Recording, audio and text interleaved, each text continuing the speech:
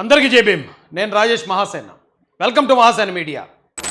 రఘురాముడితో పెట్టుకోండి, కానీ శ్రీరాముడితో కాదు. పోతారు, మొత్తం పోతారు.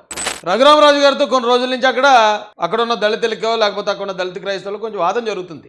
రాష్ట్రం అంతా కూడా ఏంటి దారుణం అని చెప్పి బాధపడే పరిస్థితి తీసుకొచ్చారు. ఆకివీళ్ళలో జగన్ గారి ప్రోద్బలంతో చెలరేగిపోతున్న కొద్దిమంది దళితులు అందామా, దళిత క్రైస్తవులు అందామా, లేకపోతే దళిత ముసుగులో ఉన్న నాయకులు అందామా, వాట్ ఎవర్ ఇట్ ఈస్.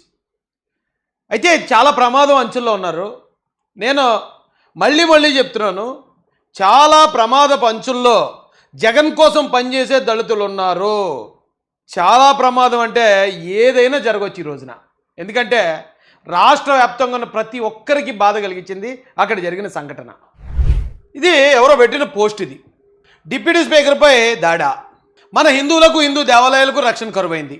రాష్ట్రంలో చెలరేగిపోతున్న దళిత మాల క్రైస్తవ గోండాలు. ఆ గ్రామంలోనే కాదు, ప్రతి దళిత మాల క్రైస్తవ గ్రామంలోనూ రామాలయం నిర్మించాలి. ఏమండి, దళిత మాల క్రైస్తవ ఎందుకు వచ్చింది? క్రైస్తవులు చాలామంది ఉన్నారు, చాలా కులాల్లో ఉన్నారు కదా. ఈవెన్ మాదిగుల్లో కూడా క్రైస్తవులు ఉన్నారు కదా. వాళ్ళెవ్వరికీ లేకుండా ఒక్క దళిత మాల అనేది ఎందుకు ఎస్టాబ్లిష్ అవుతుంది? ఈరోజు మొత్తం సమాజం అంతా అదే మాట్లాడుకుంటుంది. కారణం ఏంటి? కారణం ఏంటంటే జగన్ అంటే కొంతమందికి దోలుంది. కాదంటలే, మీ కాలుతో ఓటేసుకోండి, జై జగన్ అని అరుచుకోండి, ఏదైనా చేయండి. అదే అందరూ అన్ని కులాల వాళ్ళు ఏం చేస్తాడు? జగన్ వెనకాల రెడ్లు లేరా? జగన్ వెనకాల కాపులు లేరా? జగన్ వెనకాల బీసీలు లేరా? బ్రాహ్మణులు లేరా? ఎవరు లేరు. కానీ రప్ప అంటూ రోడ్లను పడి తిరిగి అరెస్ట్ అయ్యే వాళ్ళు ఎవరు? దళిత మాల కులస్తులు. ఈ రోజున రఘురామరాజు గారి మీద తిరగబడ్డానికి రెచ్చగొట్టింది, ఆ మోకలో దూరింది ఎవరు? జగన్మోహన్ రెడ్డి ప్రోద్బలంతో ఖచ్చితంగా వీళ్ళే ఉంటారు. ఇక్కడ కొందలాపల్లి అంటే కాపుల మీద గొడవ చేయడానికి ఈ దళిత మాలల్ని ఉపయోగిస్తున్నాడు జగన్. ఈ పిఠాపురంలో ఏదైనా గొడవ జరిగితే దళిత మాలలు వెళ్తూ ఉంటారు అక్కడ జగన్ తరపున. ఇప్పుడు ఈ రోజున అక్కడ రఘురామరాజు గారి మీద ఇది చేయాలంటే దళిత మాలల్ని ఉపయోగిస్తున్నాడు జగన్. పోయేది ఎవడు? ఈ రోజున సమాజం అంతా ఎవరిని అంటుంది? మొన్న సుప్రీంకోర్టు తీర్పు వచ్చిన వెంటనే ఎవరి మీద పడ్డారు జనం అందరూ? ఎవరిని చీ అంటున్నారు? ఎందుకు చీ అంటున్నారంటే ఇందులో కూడా 3 ఉన్నారు, 10 మంది ఉన్నారు, లేదా జగన్కు అనుకూలంగా ఉండేవాళ్ళు ఉన్నారు. వాళ్ళు చేసే అదో పనులు మొత్తం కులమే పడిపోతుంది. వాళ్ళని గనక జాతి నుంచి వెళ్ళేయకపోతే, వాళ్ళని గనక దూరం పెట్టకపోతే జాతి అంతమైపోద్ది, సమాజం మొత్తం ఏకమైపోద్ది, ఈ జాతిని మొత్తం అంతం చేస్తారు. జగన్ మాత్రం బాగానే ఉంటాడు. ఏ రప్ప బ్యాచ్ల్లో జగన్ గారితో పాటు ఉన్న రెడ్లు ఎందుకు ఉండలేదు? లేకపోతే ఎక్కడో కులవివక్ష జరిగిందని ఒక కాపుల మీదకి వెళ్ళి మాట్లాడాల్సి వచ్చినప్పుడు జగన్ గారు రెడ్లు ఎందుకు ఉండట్లేదు? జగన్ గారి నాయకులు ఎందుకు ఉండట్లేదు? రఘురామరాజు గారి మీద ఆయన ఆపాలి, ఆయన దాడి చేయాలన్నప్పుడు జగన్ గారి రెడ్లో, జగన్ గారి నాయకులు, లేకపోతే వైసీపీ నాయకులు ఎందుకు కనపడతలేదు అక్కడ? మిమ్మల్ని ముందుకు దోతున్నారా తింగరనాయాలన్నారా? మిమ్మల్ని ముందు పెట్టి పోతే మీరు పోతారు, వస్తే రఘురామరాజు వస్తాడు, పోతే మీరు పోతారు, వస్తే ఓట్లు వస్తాయి. పెచ్చనాయాళ్ళారా, ఇప్పటికి ఇంకా సిగ్గు తెచ్చుకోకపోతే. అయితే నేను నిన్న మాట మాట్లాడానండి మోడీ గారి గురించి. మోడీ గారు తలుచుకుంటే చేయగలడు, ఆయన అంత శక్తివంతుడు. హిందువులు వాళ్ళ జోలికి ఊరికే వెళ్ళకండి, వాళ్ళని రెచ్చగొట్టకండి అని మాట అంటే రాజేష్ వెళ్ళిపోయాడు. రాజేష్ భయపడిపోయాడు మోడీకి, హిందువులకి అన్నాడు. భయపడడం కాదు, గౌరవించమంటే భయపడడం ఏంటి? కానీ వాళ్ళకి అదే వైసీపీలో ఉండి నన్ను విమర్శిస్తున్న వాళ్ళు చెప్తున్నాను, నేను భయపడలేదు, నేను గౌరవిస్తాను అన్నాను. కానీ జగన్కి మోడీ గారన్నా హిందువులన్నా తెలుసా? జగన్ ఎవరు? ఏ మతస్థుడు? హిందూ మతస్థుడు అయితే కాదు కదా. క్లియర్గా ఎక్కడి నుంచి ఆయన రాజారెడ్డి గారి దగ్గర నుంచి జార్జి రెడ్డి గారు, వైఎస్ రాజశేఖర రెడ్డి గారు, జగన్ రెడ్డి గారు, షర్మిలా రెడ్డి గారు, వీళ్ళందరూ క్రైస్తవులే కదా, వివేకానంద రెడ్డి గారితో సహా. మరి అందరూ క్రైస్తవులు అయినప్పుడు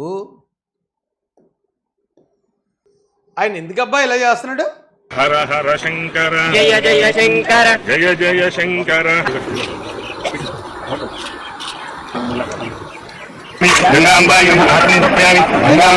ఇవన్నీ వీడియోలు మీరు చూసే ఉంటారు, కానీ మళ్ళీ ఒకసారి చూపిస్తున్నాను మీకు.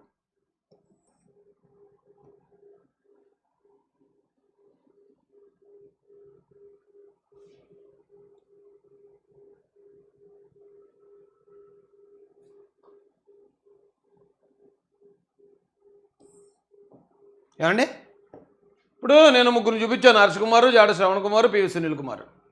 వీళ్ళ 3కి కూడా హర్ష కుమార్ గారు ఏదో మీటింగ్లో నేను క్రైస్తవుని కాదే, నేను హిందూని కంగారు పడిపోయాడు ఆయన. పివి సునీల్ కుమార్ గారు ఏదో ఒక టీసీ ఏదో వచ్చిందట, అందులో క్రిస్టియన్ అని వచ్చిందని. అస్సలు కాదు, నేను అది అసలు ఫేక్, అది అసలు నాకు సంబంధం లేదు. ఉనికిపోతున్నాడు.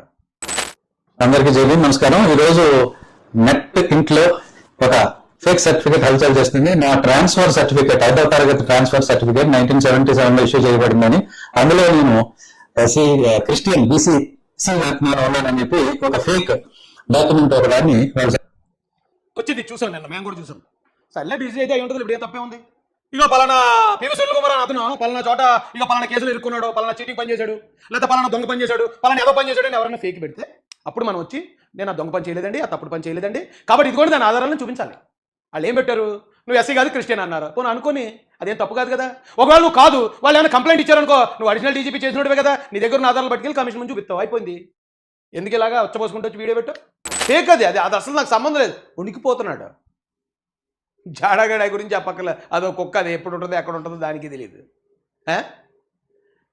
సాక్షాత్తు మీరు ఎవరినైతే తోపు తురుంకాలని, ఎవరి గురించి అయితే గొడవలు పడుతూ, ఎవరి గురించి అయితే హిందూ మతాన్ని లేకపోతే శ్రీరామచంద్రుడిని వ్యతిరేకించేస్తాం, ఆపేస్తామని వెర్రవీగుతున్నారో అతనే కాళ్ళకు దండం పెడతాడు, సాష్టాంగ పడిపోతాడు. శ్రీరామచంద్రుడి విగ్రహం కనపడితే, నరేంద్ర మోడీ కనపడితే గజగజ వణికిపోతాడు. అదే జగన్మోహన్ రెడ్డి గారు. ఈ రోజున మిమ్మల్ని రెచ్చగొడుతున్న హర్ష్ కుమార్ గారు కానీ, పివి సునీల్ కుమార్ గారు కానీ, ఆ జాడగాడు కానీ, వీళ్ళందరూ కూడా మేము క్రిస్టియన్స్ కాదు, మేము హిందువులు అని చెప్పుకు తిరుగుతారు వాళ్ళు. మీరెందుకురా కింద మీద పడిపోతున్నారు? 57 మంది మీద కేసట, అటెంప్ట్ మర్డర్ కేసు కూడా పడి ఉండొచ్చు. ఆ 57 మందిని తీసుకొచ్చే దిక్కేదిరా? ఎవడు తీసుకొస్తాడు? కనీసం ఎవడన్నా పరామర్శకు వస్తున్నాడు వైసీపీ నుంచి? ఎవడన్నా పరామర్శకు వస్తాడా? ఎందుకు రెచ్చిపోతున్నారు? ఎందుకు ఎగిరెగిరి పడిపోతున్నారు? మనం చూస్తున్నాం వేద పండితులు వైఎస్ జగన్మోహన్ రెడ్డి, వైఎస్ భారతిరెడ్డి గారు కూడా ఈ ఉగాది మనలాగా భారతిరెడ్డి గారు ఆవిడ క్రిస్టియన్, ఆవిడ వెళ్ళట్లేదు, అలా చేయట్లేదు, ఇలా చేయట్లేదు అని కొంతమంది క్రిస్టియన్స్ ఆనందపడిపోయారు. ప్రతి ఏడాది తాడిపల్లి కేంద్ర కార్యాలయంలో ఆవిడ కూడా వెళ్ళి హిందూ ధర్మాన్ని, ఆచారాన్ని గౌరవిస్తున్నారు. ఊరే వాళ్ళు గౌరవిస్తారా? వాళ్ళు గౌరవించి మిమ్మల్ని రెచ్చగొడుతున్నారా? చెత్త నా కొడకల్లారా? వాళ్ళు సేఫ్గానే ఉంటారు, పోతారు, మొత్తం పోతారు. జగన్ కోసం ఎవరైతే అల్లర్లు చేద్దాం, మత గొడవలు రేపుదాం, కుల గొడవలు రేపుదాం అని ముందుకు వస్తున్నారో అలాంటి ప్రతి ఎదవ భ్రష్టు పడిపోతాడు. మీ వెనకతల కులం రాదు. మీరేమో జగన్ కోసం గొడవలు చేసేసి మేము పలానా కులస్తులు, రాజేష్ రావట్లేదండి మా కోసం, రాజేష్ మాకు ఇలా ఏంటి? మీరు జగన్ కోసం గొడవలు చేస్తారా? రాజేష్ మీ వెనకాల వచ్చేసి నేను మొత్తం పార్టీని, అక్కడ ఉన్న వాళ్ళందరికీ నేను ఎదవనైపోలా. ఏ ఊర్రా మీదే?